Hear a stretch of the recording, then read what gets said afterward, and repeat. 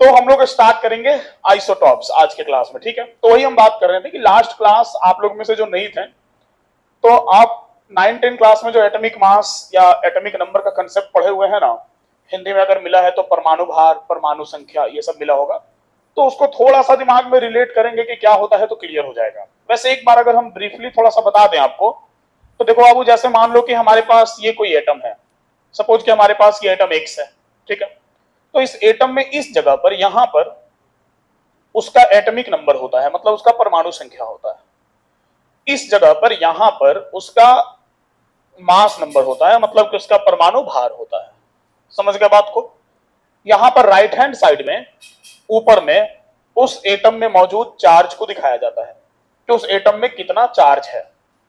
Charge का मतलब यह है कि अगर जो हमारा इलेक्ट्रॉन और प्रोटॉन का संख्या बराबर है तो यहां कोई चार्ज नहीं रहेगा, एटम न्यूट्रल रहेगा। और अगर इलेक्ट्रॉन प्रोटॉन का संख्या बराबर नहीं है, थोड़ा कम ज्यादा है, तो फिर हमको यहां पर चार्ज शो करना पड़ता है। क्लियर है। देखो फिलहाल तुम एक बात ध्यान में रखो। क्या ध्यान में रखो? कि यहाँ एटॉमिक नंबर होता है, यहाँ मास नंबर होता है। मान लो ऐसे हम कार्बन लिखते हैं, तो कार्बन लिखे तो यहां पर कार्बन का एटॉमिक नंबर है 6 और यहां पर कार्बन का मास नंबर है 12। समझ गए बात को ना। तो यही एटॉमिक नंबर, मास नंबर होता है। टॉपिक होगा बाबू हमारा आइसोटॉप्स। देखो आइसोटॉप्स क्या होता है जरा समझा जाए। हमको बहुत सारा एलिमेंट वैसा मिला जिन एलिमेंट्स का नंबर ऑफ प्रोटॉन का वैल्यू सेम था, ठीक है। जिन एलिमेंट्स का नंबर ऑफ प्रोटॉन का वैल्यू सेम था, लेकिन उनका नंबर ऑफ न्यूट्रॉन जो था वो डिफरेंट था। तो सर इससे क्या होता है? इससे एक बात समझिएगा कि जैसे जो नंबर ऑफ प्रोटॉन होता है, हम थोड़ा सा साइड में लिखते हैं यहां, क्योंकि यहां हमको आइसोटॉप समझाना है। बाबू जो नंबर ऑफ प्रोटॉन होता है ना, ये पता है आपको नंबर ऑफ प्रोटॉन किसके इक्वल होता है? Number of proton atomic number के इक्वल होता है। मतलब किसी भी एटम का जो एटॉमिक नंबर देख रहे हैं ना, इसका ये मतलब है कि उसमें वही उतना क्वांटिटी में क्या है? प्रोटॉन है। प्रोटॉन ही एटॉमिक नंबर होता है, ठीक है।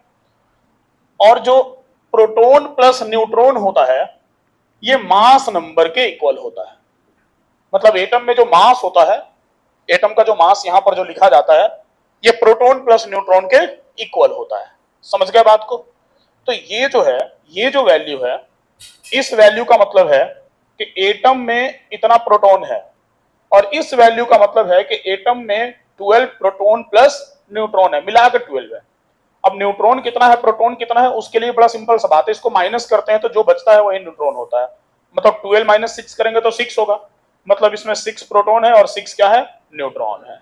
समझ गए बात को। तो एटम का जो एटॉमिक नंबर होता है वो प्रोटॉन के इक्वल होता है। एटम का जो मास नंबर होता है वो प्रोटॉन प्लस न्यूट्रॉन के इक्वल होता है। अब मान लो कि हमको एक ऐसा एटम मिला जिस एटम का नंबर ऑफ प्रोटॉन जो था, वो सपोज कि उसके पास नंबर ऑफ प्रोटॉन 17 था, ठीक है। नंबर ऑफ प्रोटॉन उसके पास 17 था, और जो नंबर ऑफ न्यूट्रॉन था वो सपोज कि 18 था, ठीक है। अब मान लो हमको एक और एटम मिला, उस एटम का भी जो नंबर ऑफ प्रोटॉन था वो 17 था, प्रोटॉन 17 ही था, लेकिन जो नंबर ऑफ न्यूट्रॉन था सपोज कि वो कितना था? 20 था। तो बाबू नंबर ऑफ प्रोटॉन इसका भी 17 है और नंबर ऑफ प्रोटॉन इसका भी 17 है। दोनों का नंबर ऑफ प्रोटॉन क्या है? 17 है, 17 है। समझ गए बात को। तो number of proton is equal to atomic number. तो इस एलिमेंट का भी एटॉमिक नंबर क्या हो गया? 17 हो गया, और इस एलिमेंट का भी एटॉमिक नंबर क्या हो गया? 17 हो गया। मतलब इन दोनों एलिमेंट्स का जो एटॉमिक नंबर है वो एटॉमिक नंबर कितना है? 17 है। तो बाबू 17 एटॉमिक नंबर कौन से एलिमेंट का होता है? क्लोरीन का होता है। मतलब ये क्लोरीन है, तो फिर सर ये भी क्या हो गया? ये भी क्लोरीन हो गया। समझ गए बात को। तो इन दोनों का नंबर ऑफ प्रोटॉन सेम है, तो इस वजह से इन दोनों का एटॉमिक नंबर भी क्या हो गया? सेम हो गया। लेकिन जब हम मास नंबर में जाते हैं, तो मास नंबर में mass number is equal to क्या होता है? तो mass number is equal to होता है P plus N. Mass number is equal to होता है P प्लस एन। तो जब हम यहां P प्लस एन करेंगे बाबू, तो 17 प्लस 18 ये कितना आएगा? 35 आएगा, ये 35 आएगा, और 17 प्लस 20 ये कितना आएगा? 37 आएगा। तो ये वैसे एलिमेंट्स हो गए जिन एलिमेंट्स का एटॉमिक नंबर सेम है। देखो एटम भी सेम है, एटॉमिक नंबर सेम रहेगा तो डेफिनेटली एटम क्या होगा, सेम होगा। तो ये वैसे एलिमेंट्स हैं जिन एलिमेंट्स का एटॉमिक नंबर सेम है लेकिन इन एलिमेंट्स का मास नंबर क्या हो गया, डिफरेंट हो गया। लेकिन जब आप पीरियोडिक टेबल में जाएंगे ना, तो पीरियोडिक टेबल में, पीरियोडिक टेबल समझते हैं, आवर्त सारणी जिसको हिंदी में बोलते हैं, इंग्लिश में उसको पीरियोडिक टेबल बोलते हैं, जिसमें सारे एलिमेंट को एक जगह अरेंज करके रखा गया है, ठीक है। तो जब आप पीरियोडिक टेबल में जाएंगे ना, तो आपको ना 35 वाला मिलेगा और ना ही 37 वाला मिलेगा। फिर सर कौन सा मिलेगा, आपको मिलता है क्लोरीन 35.5। अब सर ये 35.5 कहां से आ गया, तो ये 35.5 जो है ना, वो मास का एवरेज होता है। हुआ क्या कि एटॉमिक नंबर का कॉमन ले लिया गया, 17 क्लोरीन 17 क्लोरीन, तो कॉमन ले लिए क्या, 17 क्लोरीन, दोनों में से कॉमन आ गया ना, और मास का निकाल लिए एवरेज। अब सर एवरेज कैसे निकाले, उसका फॉर्मूला है, अभी बताएंगे, तुरंत बताएंगे।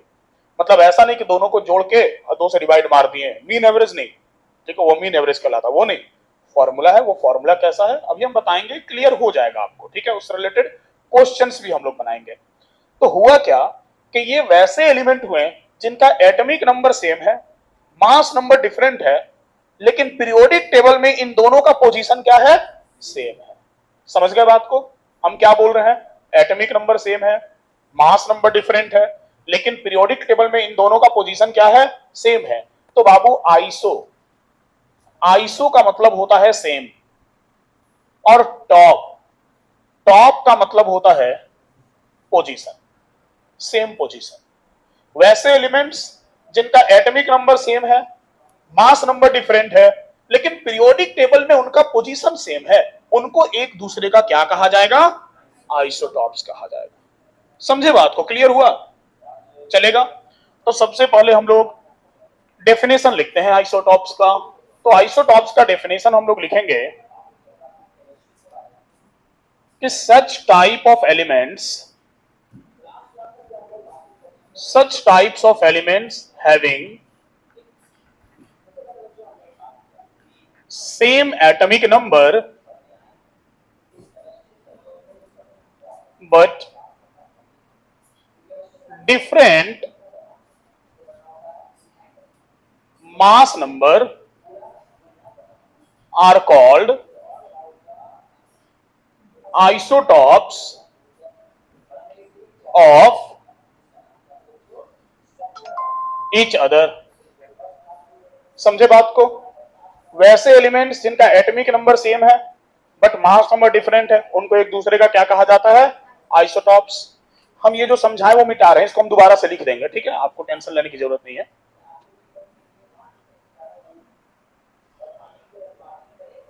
ठीक है, देखो कि it is due to presence of, it is due to presence of different number of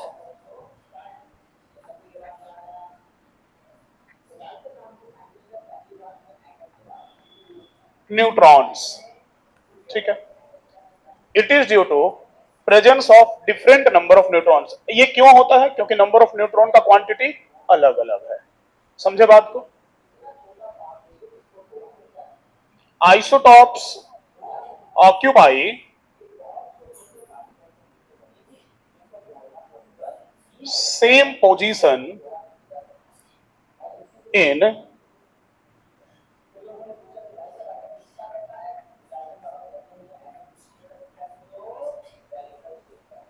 isotopes occupy same position in periodic table। Periodic table में आइसोटॉप का जो पोजीशन होता है वो क्या होता है, सेम होता है। समझ गए बात को, और इसीलिए तो इनको आइसोटॉप्स कहा जाता है। देखो एग्जाम्पल कुछ लिख लिया जाए, जैसे बाबू देखो हाइड्रोजन का 3 आइसोटॉप होता है, 1H1, 1H2 और 1H3। ये 3 आइसोटॉप होता है हाइड्रोजन का। जो पहला आइसोटॉप है 1H1, इसको कहा जाता है प्रोटियम। हाइड्रोजन इकलौता एलिमेंट है जिसके आइसोटॉप को अलग अलग नाम दिया गया है, तो इसको कहा जाता है प्रोटियम। जो 1H2 है इसको कहा जाता है ड्यूटेरियम, और जो 1H3 है इसको कहा जाता है ट्रीटियम। समझे बात को? तो ये इकलौता आइसोटोप है ना जिसका अलग अलग नाम है, बाकी क्या आइसोटोप का नाम नहीं है। जैसे क्लोरीन का 2 था ना, तो बोल देते क्या, क्लोरीन 35, क्लोरीन 37, ऐसे बोल देते हैं। ठीक है, कुछ एग्जांपल्स देख लो, उसके बाद लिखना, जरा देख लो।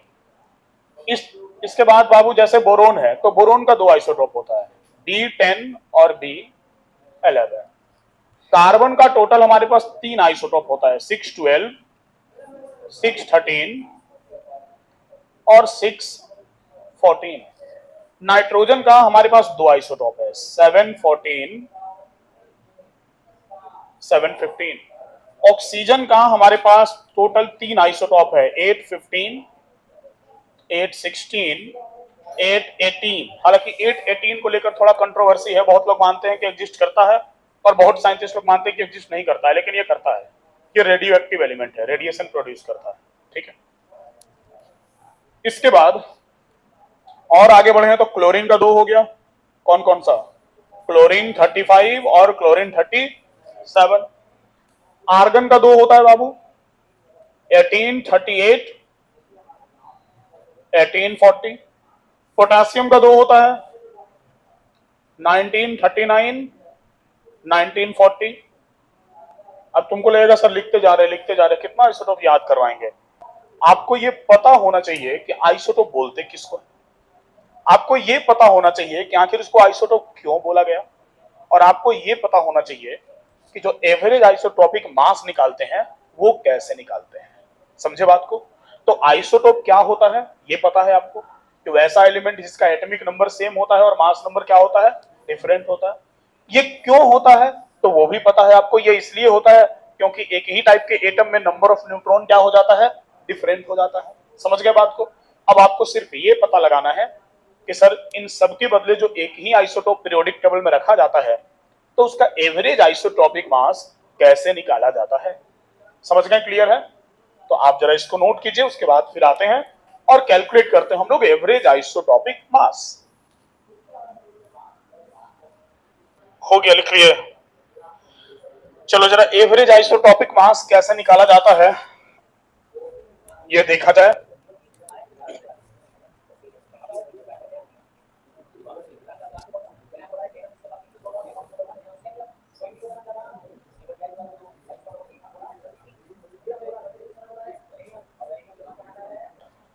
चलो हम लोग सीखते हैं कैलकुलेट करना एवरेज आइसोटोपिक मास। देखा जाए जरा एवरेज आइसोटोपिक मास कैसे कैलकुलेट होता है। देखो जो एवरेज आइसोटोपिक मास है, एवरेज आइसोटोपिक मास 2 तरीके से कैलकुलेट किया जाता है बाबू। या तो तुमको क्वेश्चन में परसेंटेज दे सकता है, एटम का परसेंटेज, कि जैसे 2 आइसोटोप है तो दोनों में कौन कितना कितना परसेंट में नेचर में एग्जिस्ट करता है। या फिर तुमको रेशियो दे सकता है, ठीक है, कि उनका अनुपात क्या है और रेशियो, उन एटम्स का रेशियो क्या है नेचर में। ठीक है, अब हम लोग को परसेंटेज दिया जाए या रेशियो दिया जाए, हम लोग दोनों तरह का फॉर्मूला देखेंगे कि अगर परसेंटेज दिया गया तो कैसे कैलकुलेट करना है और अगर रेशियो दिया गया तो कैसे कैलकुलेट करना है। ठीक है, देखिए सबसे पहले हम लोग परसेंटेज के बेसिस पर चलते हैं। एक एग्जांपल ले लेते हैं, जैसे मान लो कि अगर हम क्लोरीन वाले का ही एग्जांपल लें, क्लोरीन 35 और क्लोरीन 37 का, तो बाबू क्लोरीन 35 और क्लोरीन 37 में जो क्लोरीन 35 है ना, ये नेचर में 75% एग्जिस्ट करता है, और जो क्लोरीन 37 है ये नेचर में 25% एग्जिस्ट करता है।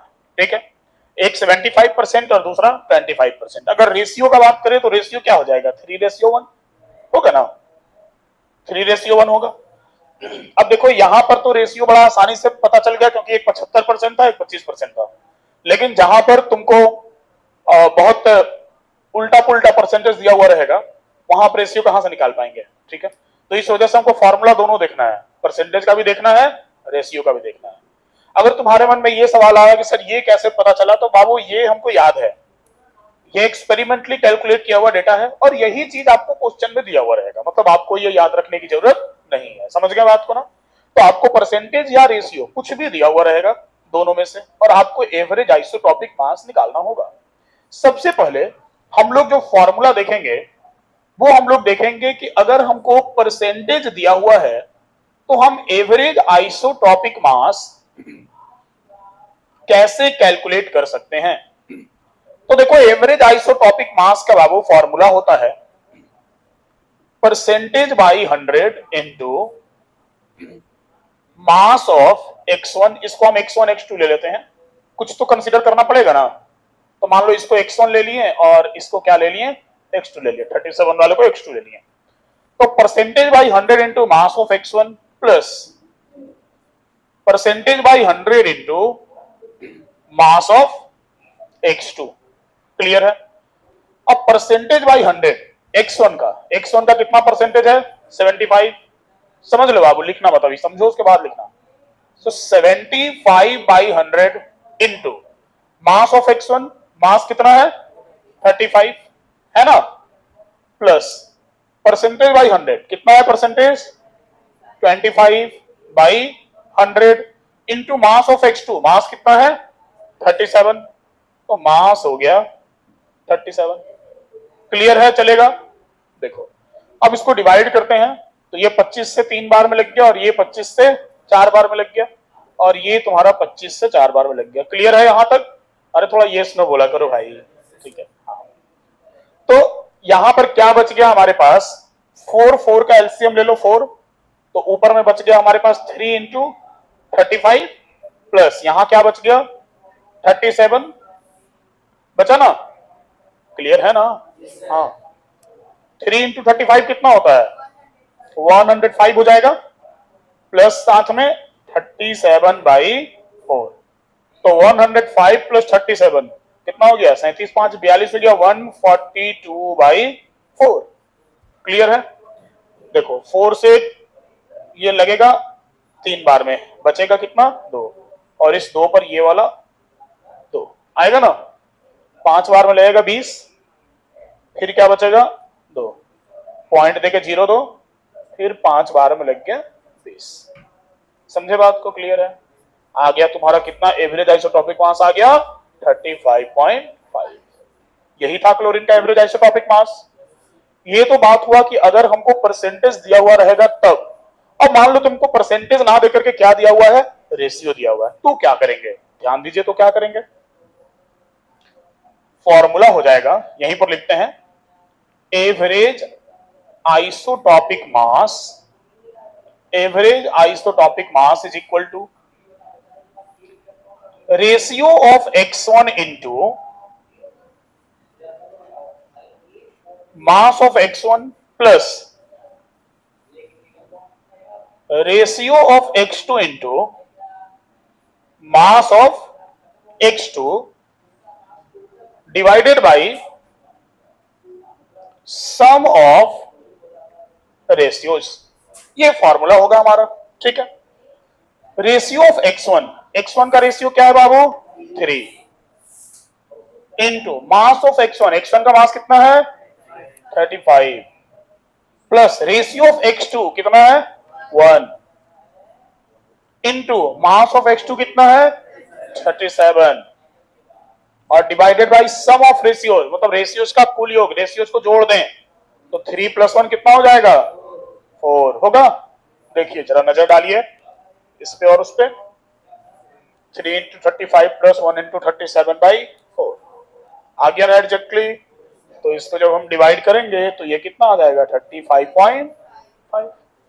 तो आपको परसेंटेज दिया हुआ रहेगा तब भी आप आसानी से निकाल सकते हैं, और अगर आपको रेशियो दिया हुआ रहेगा तब भी आप आसानी से निकाल सकते हैं। समझ गए बात को।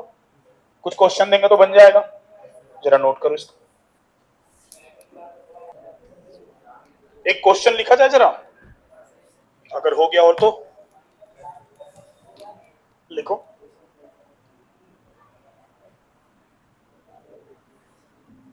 देखो बोरोन हैज 2 isotopes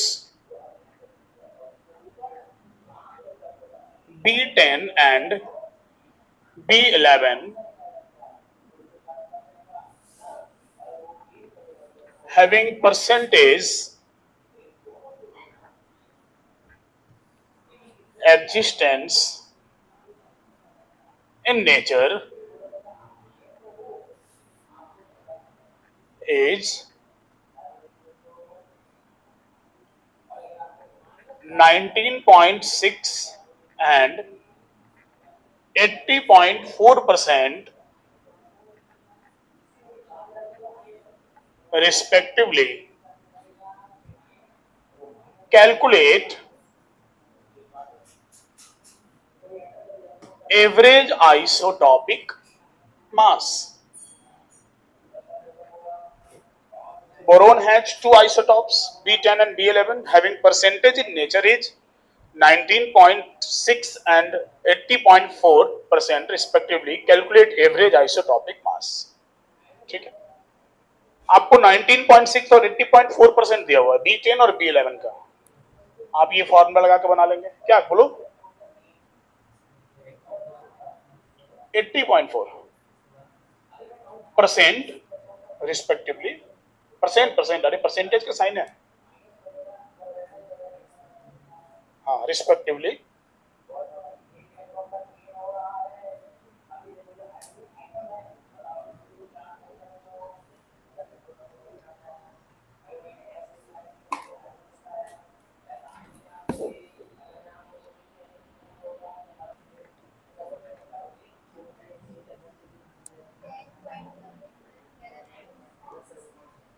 देखो,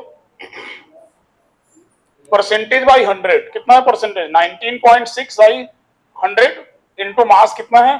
10 है ना. अरे 19.6 बाई 100 इंटू मास 10 होगा. क्लियर है ना? यही ना की हो कैलकुलेशन. ठीक है, प्लस 80.4 बाई 100 और इंटू मास क्या हो गया? 11. 10.804. यस, करेक्ट आंसर है. देखो, ये डायरेक्ट, अब इसको काटने वाटने का चक्कर में मत पड़ो, बहुत लंबा चल जाएगा. ठीक है, तो डायरेक्ट 100 और 100 में से नीचे ले लो. कितना? 100. 19.6 इंटू 10 कितना हो गया? 196 हो गया ना. 10 से मल्टीप्लाई किया 196 प्लस इसको 11 से मल्टीप्लाई कर दो. 11 4 44 होता ना. 1144 हो गया. फिर 11 को 0 से करोगे हमारा 4 बचा है और ये हो गया 88. 88. एक पॉइंट है तो एक पॉइंट यहां पे डाल दो. क्लियर है? अब क्या करें? जोड़ देते हैं सर इसको. 0.4 का 0.4 रह गया. 6 और 4 10. 10 का 0 हो गया तुम्हारा. 9 और 8 कितना हो गया? 9 और 8 हो गया 17. और एक पहले से है 18 का 8 हो गया. 8 and 1 9 और एक हमारे पास पहले से है. क्या हो गया? 10 और डिवाइडेड बाई 100 मतलब कि 10.804. ये आएगा मास हमारा. क्या आ गया? लास्ट में गलत हो गया था. देखो, मतलब इसको एक बात बता रहे, कुछ होता है इसको काटने के चक्कर में पड़ा होगा. 0 0 काटा होगा. 0 इधर से 0.2 से. बाबू, काटने के चक्कर में पड़ोगे बड़ी लंबा चल जाएगा. कैलकुलेशन को हार्ड तरीके से नहीं, कैलकुलेशन को स्मार्ट तरीके से बताइए. ठीक है ना? कोशिश कीजिए जितना आसानी से बने. हार्ड से हार्ड कैलकुलेशन को कैसे आसानी से सोल्व किया जाता है ये भी हम लोग आगे के क्लासेस में सीखेंगे. ठीक है, चलो एक क्वेश्चन और लिखते हैं. जब क्लियर नहीं हुआ तो एक क्वेश्चन और पढ़ना पड़ेगा ताकि अब की बार सबका बन जाए.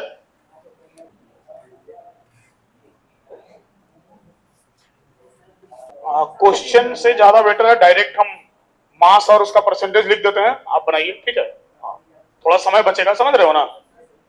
क्वेश्चन तो लंबा सा है लेकिन हमारे पास आयरन का देखो 3 आइसोटॉप होता है. एक 57 होता है, एक हमारा 54 होता है. 56 54 से ही लेते ना. एक 54, एक 56 और एक होता है 57. एटॉमिक नंबर तो 26 होता है, पता ही आपको. नहीं लिखेंगे तो भी चलेगा क्योंकि एटॉमिक नंबर का कैलकुलेशन में कोई काम ही नहीं है. परसेंटेज हमको दिया हुआ है. एक 5% है, दूसरा 90% है और तीसरा भी 5% है.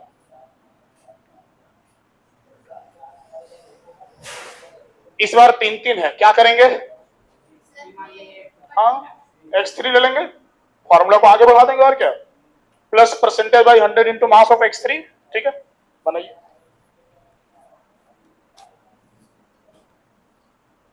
ये स्टडी मटेरियल प्रिंट होके आने ही वाला है. जस्ट आ जाएगा तो आप लोग को स्टडी मटेरियल मिल जाएगा.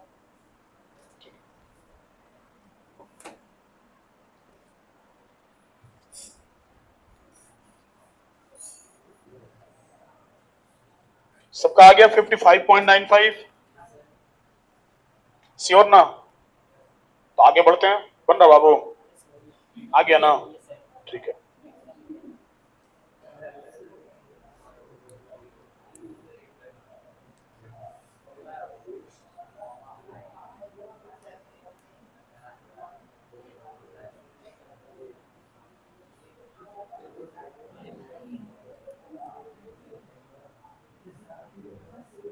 एक और क्वेश्चन बनाया जाए थोड़ा अलग टाइप का, क्या?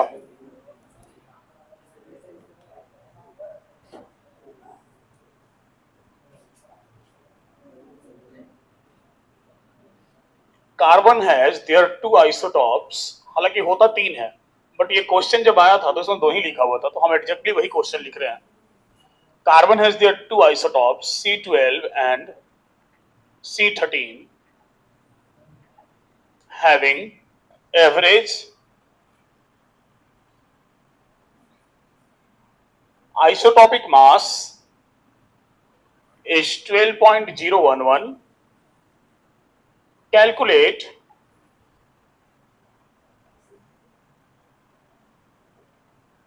percentage of C12 in nature.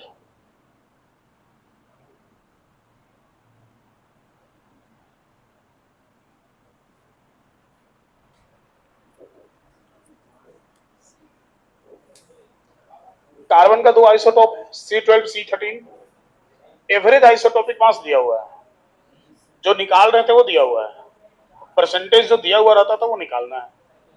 बनाइएगा, ट्राई कीजिएगा। हाँ, 12.011 एवरेज आइसोटोपिक मास है। देखो ट्राई कर रहे हो,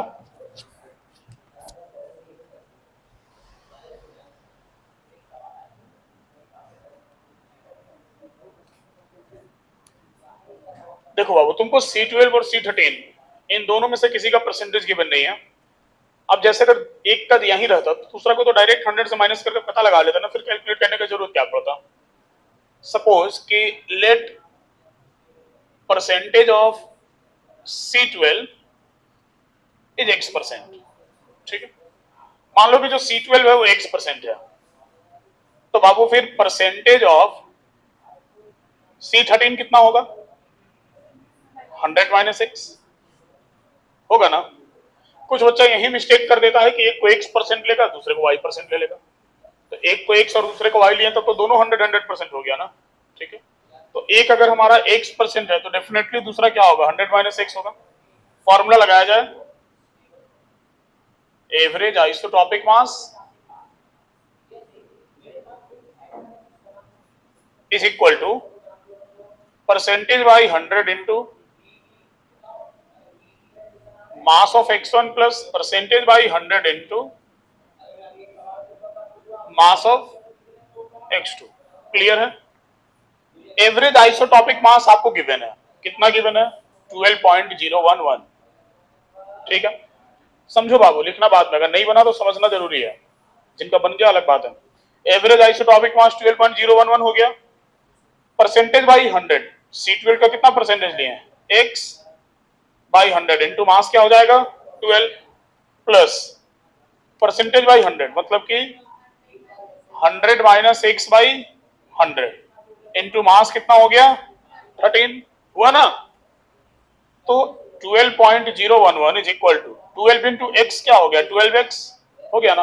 नीचे आप 100 का 100 ले लीजिए, समझ रहे बात को ना, plus 13 into 100, 1300, 13 into minus x, minus 13x, चलेगा? क्लियर है?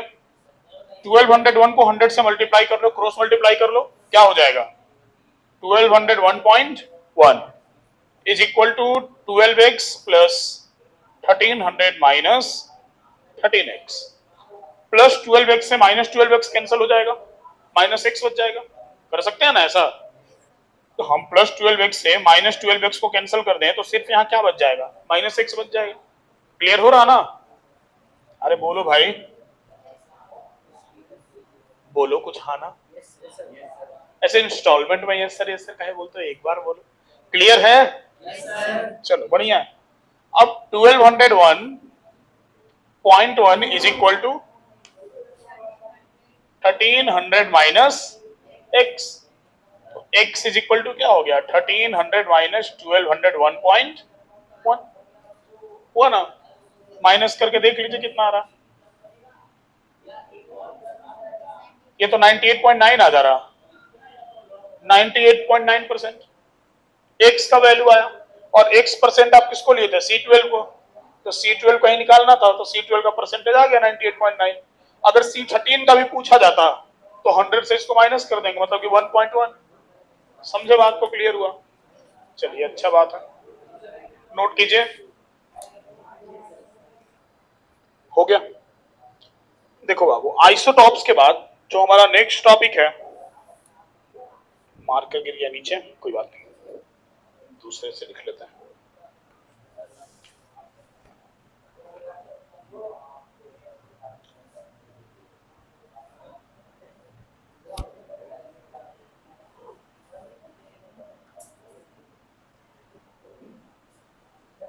बेटा तो क्या पूरा हो गया?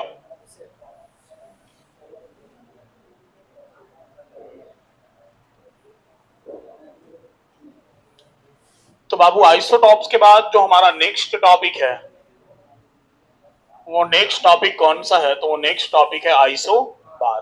ठीक है, देखो आइसोबार क्या होता है। आइसोबार का मतलब होता है वैसे element, such type of elements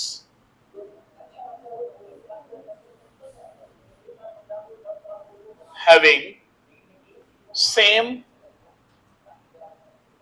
mass number but different atomic number are called isobar of each other। ठीक, हम क्या बोल रहे हैं, वैसे एलिमेंट जिनका मास नंबर सेम है और एटॉमिक नंबर डिफरेंट है। इस बार उल्टा है, इसके पहले क्या था, एटॉमिक नंबर सेम था और मास नंबर डिफरेंट था। यहाँ मास नंबर सेम है, एटॉमिक नंबर डिफरेंट है, तो इनको हम एक दूसरे का क्या कहेंगे, आइसोबार कहेंगे। अब जरा देखा जाए सर कौन कौन सा एलिमेंट इसमें आएगा। आपको हम बहुत सारा आइसोटोप का एग्जांपल लिखवाए थे ना, ऐसा कार्बन का लिखवाए थे कि देखो कार्बन का 2 होता है 612, 3 होता है 612, 613 और 614। नाइट्रोजन का 2 लिखवाए थे ऐसे 714 और 715। ऑक्सीजन का भी हम लोग लिखे थे 815, 816 और 818। इसके बाद फिर हम लोग और भी एलिमेंट्स का लिखे, क्लोरीन का लिखे, आर्गन का लिखे। चलो आर्गन ले ले, यहाँ काम आएगा। आर्गन का 1838 और 1840। फिर पोटासियम का लिखे हम लोग 1939 और 1940, और भी लिखे थे। बट आप देखिए जरा कि आइसोबार क्या होता है। जैसे सपोज कि हम यहां से कार्बन का 614 लेते हैं, ठीक है, और देखो एक नाइट्रोजन, देखो उसका भी मास क्या है, 14 है। हम नाइट्रोजन का 714 ले लेते हैं, मास नंबर सेम हो गया, एटॉमिक नंबर डिफरेंट हो गया, ये एक दूसरे के आइसोबार हो गए। अब एटॉमिक नंबर डिफरेंट है तो डेफिनेटली एटम तो क्या होगा, डिफरेंट ही होगा। आइसोटोप में एटम सेम होता था क्योंकि एटॉमिक नंबर सेम था, ठीक है, लेकिन एटॉमिक नंबर डिफरेंट है तो एटम तो डिफरेंट ही होगा, लेकिन उनका मास नंबर क्या है, सेम है। आप यहां से नाइट्रोजन लीजिए 715, कौन सा, ये वाला, और साथ में ये वाला ऑक्सीजन ले लो 815, हो गया आइसोबार। समझ रहे हो ना क्या बाबू, क्लियर हो रहा ना? ठीक है, मान लो हम लेते हैं आर्गन 1840, देखो ये वाला, और साथ में हम ले लेते हैं क्या, पोटेशियम 1940। इवन अगर हम चाहें तो साथ में ले लेते हैं कैल्शियम 2040, कैल्शियम का भी तो 40 होता है। तो ये तीनों एक दूसरे के क्या हो गए, आइसोबार। समझ गए बात को? तो आइसोटोप और आइसोबार ये दो टर्म क्लियर हुआ। आइसोटोप का मतलब जिसका एटॉमिक नंबर सेम होगा, मास नंबर डिफरेंट होगा, और आइसोबार मतलब जिसका मास नंबर सेम होगा, एटॉमिक नंबर डिफरेंट होगा। हालांकि आइसोटोप बहुत ज्यादा डिटेल में भी था, बट आइसोबार वगैरह नहीं है। बस ये आइडेंटिफाई करने आपको आना चाहिए कि आपको ऐसे बहुत सारा मॉलिक्यूल दे दिया गया तो आप उसमें से छांट के अलग कीजिए कि कौन कौन एक दूसरे का आइसोटॉप है और कौन कौन एक दूसरे का आइसोबार है, तो हो जाएगा ये काम। अब इसके बाद दो टॉपिक और बचता है, जिसको हम लोग एक को बोलते हैं आइसोटोन और दूसरे को बोलते हैं आइसो इलेक्ट्रॉनिक्स। तो आइसोटोन्स और आइसो इलेक्ट्रॉनिक्स अब हम लोग नेक्स्ट क्लास में देखेंगे। आज क्लास हम लोग का इतना ही रहेगा, ठीक है। आप इसको नोट कर लीजिए।